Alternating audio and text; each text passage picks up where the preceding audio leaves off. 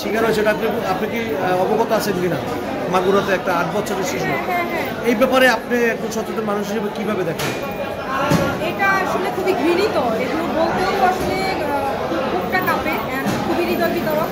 আমার কথা হচ্ছে মানে এতটা নরম বিশ্বাস মানুষ কীভাবে হয়? একটা শিশুকে কেন ধর্ষণ করতে হবে? আর এইগুলো তো দিন দিন বেড়ে যাচ্ছে, শুধু মাগুরার বলে না, আমরা তো এখন ফেসবুকে ঢুকলেই দেখতে পাচ্ছি যে প্রতিনিয়ত কোনো না কোনো এই ধরনের ঘটনা ঘটছে। এগুলো কেন করতে হবে? আমার কথা হচ্ছে যে একটা মানুষের যদি বেশি প্রবলেম থাকে তো সেটার জন্য জায়গা আছে, হ্যাঁ, কিন্তু শিশুদেরকে এই ধরনের উচিত না। কারণ একটা মানুষ যখন একটা শিশুকে ধর্ষণ করে তখন তার একটু মনে হয় না যে আমার ঘরে বোন আছে বা আমার মা আছে, আমারও তো একটা ভবিষ্যতে বাচ্চা কাচ্চা হবে, বা তারও তো ফ্যামিলিতে হয়তো বোনের বাচ্চা কাচ্চা বা ভাইয়ের বাচ্চা কাচ্চা বা যেটাই হোক হোয়াটএভার আছে।